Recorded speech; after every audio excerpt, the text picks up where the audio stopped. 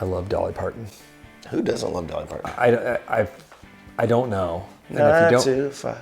I mean, I saw that movie in the theaters, I think. I was telling one of my students the other day, I feel like this is true, but it could be a lie, so correct me. But I'm pretty sure that typewriter noise is her doing her fingernails in the beginning. God, like going... Everything about her is wonderful. Ding, you know, That's very true. So this has been a weird year. Quality control. That's it. Yeah. Quality control is something we're talking about right now. It's QC is the buzzword. But so and why you should why you should definitely buy from a guitar shop right now. This has been a year unlike any other, and it's kind of hitting now. It's been when it's like this is what are we in April of 2021 right now? I believe that is true. So let's see how this gets better. But like the demand for guitars has not slowed up. It's been crazy for the past year, and the manufacturers are trying to ship guitars as fast as they can get them out. They are. Most are doing a really good job of staying on top of it. Some are not. Even the ones that are doing great, it's still stuff slipping by because there's such high demand. And we've been having to fix a lot of guitars. We have. And like back in the old days, you'd contact the manufacturer, like, hey, there's been some issues. Maybe we'll send it back. Send us a new one.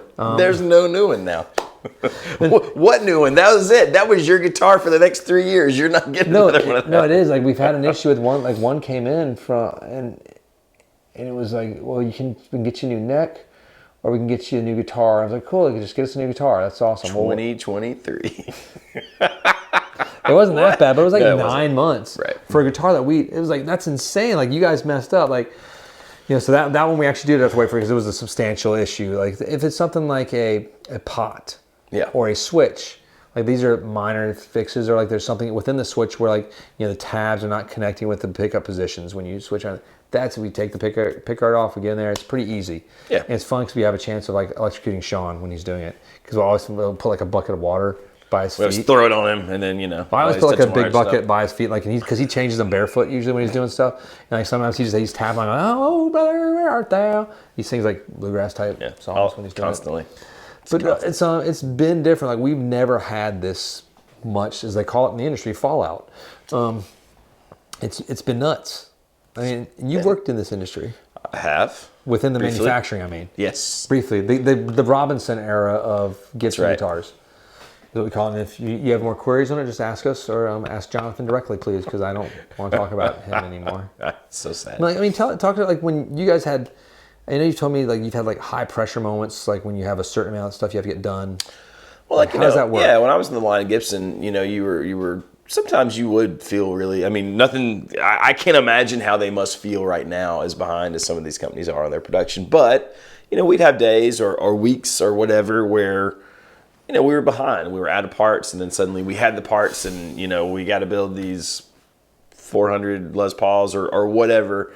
And when you're rolling through like that, it's really tough for QC to sort of keep up when there's just constant guitars going through.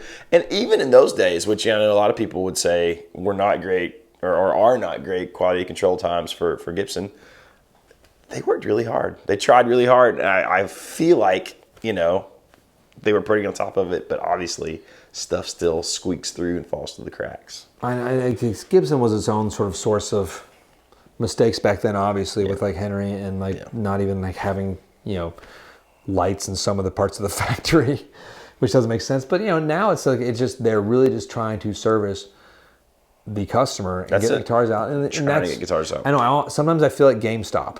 Like because when you sell your game back at GameStop doesn't check the disc. They just take it. They give you the $5 and they sell it for $35, which is insane, or whatever. But then they sell it to you, and then you take it home and you test it. So we're kind of like that sometimes. Like I was like, whoa, what's happening here? Come on, guys! Like. Our major brands, like we're having to like, the 5-way switch doesn't work, or we've had a lot of 5-way switches, and like, and some of it's happening in shipping too. Like, and so I'm going to put that onto the shipping has been overloaded. UPS and FedEx in particular. You open the truck up, and there's like just jammed in there like with bicycles and guns and like mattresses and like, oh my Lord. I will say that's funny because I haven't thought about it until you said that. The boxes have probably been more beat up lately than I've ever seen. No, I think our UPS and FedEx guys have been more beat up than we've seen too. Because normally it was just like around like November, to December, they're just like, our UPS cat, he's awesome. We love him to death. He's like red and upset and tired. And now it's just kind of, he's accepted that fate of his life. We're friends. He's just constantly like just haggard, just like wore out. I think he's 22 years old. He looks like he might be 45. But it's a rough gig sometimes. Rode hard and put up wet, as they like to say. That's disgusting. A horse. It's like a horse. I don't even know to comment on if I'm more horrified by that at all. I just don't know where you're going with it.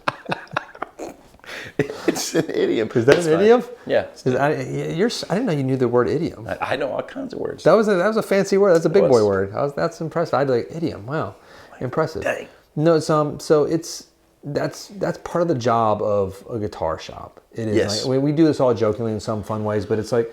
It is like we understand that. Like we are the final line of defense before this guitar goes to you. It's not just a place for you to come and play. It's a place we take the guitars apart, and we look at them. No guitar leaves here without going through its process, and stuff does happen on shipping a lot, even after it leaves us. Not a lot, but we had a guitar, a Fender custom shop arrive at someone's place. A great guitar, awesome person. Like I think in the shipping, the switch got smashed somehow in the case.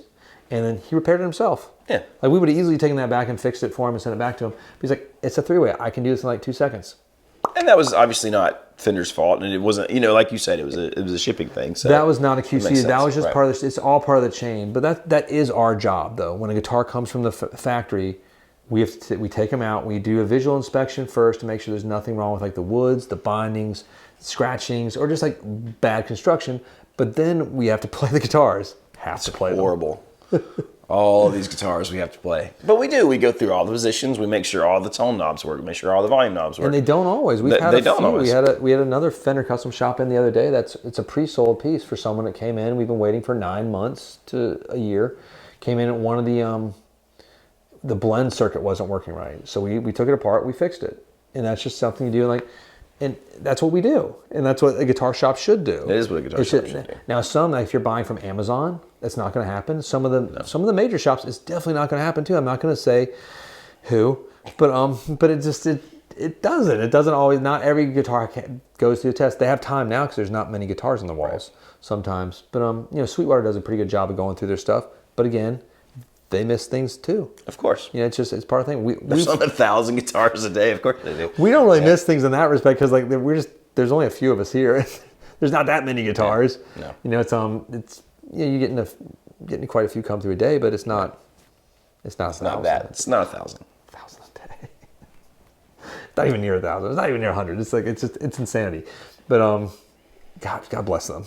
That'd be funny if it was just like 3 dudes. How many guys we got here? We're like 7 dudes here at the most. We're not even that many guys. There's like 4 of us that are here every day. That are like the full-time idiots that never leave. Our huge staff of 4 that don't ever. I mean, we can't like our social media. They maybe 5. We got the one female there. Yeah. I mean, but we can't have them around very often. She's weird. It's true. Yeah, I don't know. She has to deal with us. Yeah, she does have to deal with us. It's really funny. And we get in trouble every once in a while. But that's okay. Because we're cretins. We are cretins. We say horrible things. But that's true. So it happens when you put like a bunch of guys together in a guitar shop. With like toys. It's like being in a toy store. But yeah, so let us know your experiences and thoughts. What's happened, if you've bought from a major and it's been great. Hopefully it's all been great. Like most of our experiences have been great. We've had a few of the issues that happened from when it's left us and something's happened in shipping. We've fixed that, but the QC from the factories has been tough. It's because they're all behind the 8 ball. They're all pushing to get these guitars out so that there are guitars, so we're not ragging on them at all. We're just saying because of the huge volume they're trying to put out, we've probably seen more. And these aren't huge things. They're little things that we can easily remedy. I think basically what we're saying is that your shop should be the final line of quality control. Like quality control extends that is the job. To the shop if the shop's doing their job. And we try our best and hold the shop accountable. If you have a local shop that you're buying from, hold them accountable to it. Like, hey, this guitar you just told me should work. I should turn the switches and the pickups change and the knobs work and the knobs don't fall off and that. Well, like the one you talked about with the blender switch. I was kind of shocked that, if you had not been paying like absolute attention, you would have missed the fact that when you went from the bridge to position 2, I mean, it's such a subtle thing that the sound didn't change. But I mean, I know sometimes, this is a vintage modified wiring, like, you know, an Esquire type wiring, and it just didn't do its thing. Like that's part of our job, though. Hopefully we've been doing this long enough for way too many years. Like a subtle nuance is pretty obvious to our ears, and that would have been something I bet the customer and the owner of that guitar would never have noticed. Man, this doesn't do much. This doesn't do much. Well, that's just how it is. Oh, that's because it did nothing, sir. But yeah, so your shops, they are final QC department. So there you go. Let us know what you think. That's all I got. That's it. Hit like and subscribe. Click the bell. Don't miss videos in the future. Thank you so much for hanging out with us. We shall see you next time.